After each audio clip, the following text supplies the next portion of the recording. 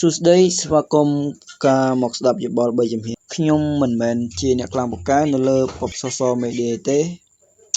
ប៉ុន្តែខ្ញុំអាចឲ្យយោបល់អ្នកបាននៅលើ YouTube នៃការបង្កើតមាតិកានេះជា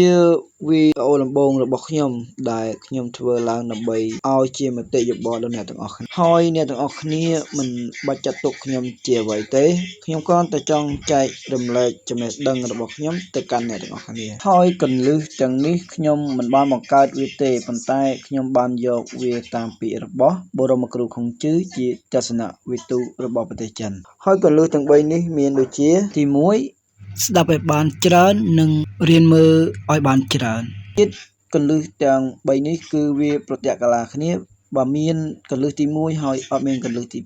2ក៏អ្នកមិនអាចធ្វើវាបានដែរហើយបើសិនជាមានកន្លឹះទី1ទី2ហើយវាគ្រាន់តែជាផ្ទះមួយដែលអ្នកបានផ្ដុំវាឡើងដូចជាបុកគ្រឹះនិងសសរអញ្ចឹងយើងចូលទៅស្ដាប់កន្លឹះទី2កន្លឹះទី2រៀនធ្វើត្រាប់តាមឬធ្វើតាមយើងអាចនិយាយបានថា copy តាមគេសិនក៏បានប៉ុន្តែអត់ឲ្យយករបស់គេទាំងស្រុងទេ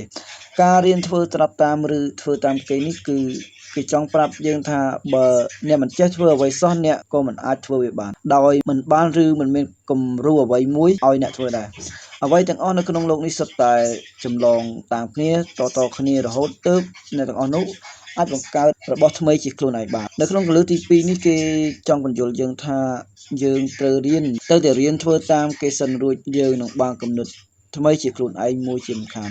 បន្ទាប់មកអ្នកនឹងសាកល្បងបង្កើតវាជាខ្លួនឯងម្ដងបន្តិចឥឡូវខ្ញុំឧទាហរណ៍មួយមានមាតិកាជាច្រើនដែលគេធ្វើតាមគ្នាដូចនៅក្នុង TikTok អ្នកបានដឹងហើយថានៅក្នុង TikTok យុវជនគាត់ចូលចិត្តរាំហើយនៅក្នុង TikTok គឺភាគច្រើនខ្ញុំមើលគឺឃើញរាំបន្ទាប់មកអ្នកថ្មីមួយទៀតគេក៏ចង់ធ្វើតាមព្រោះអីឃើញការរាំនោះវាលយតាមសង្គមដែលគាត់ចង់បានចឹងទៅណាហើយគេក៏រាំដូចគ្នាបន្ទាប់មកទៀតអ្នកថ្មីម្នាក់នោះក៏ចេះនៅក្បាច់រាំមួយនោះហើយអ្នកថ្មីម្នាក់នោះក៏បានបង្កើតជា style របស់ខ្លួនឯងមួយកន្លឹះទី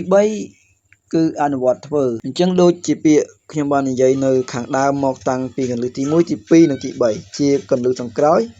ហើយកន្លឹះទី2ក៏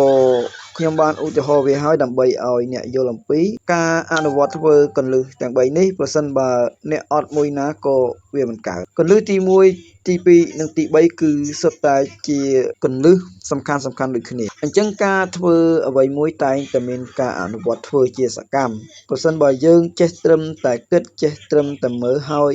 មិនដែលអនុវត្តធ្វើវាសោះនោះស្មើនឹងអ្នកមិនចេះដូចគ្នាអញ្ចឹងនៅក្នុងវីដេអូនេះខ្ញុំមានតែប៉ុណ្្នឹងទេប្រសិនបើអ្នកទាំងអស់គ្នា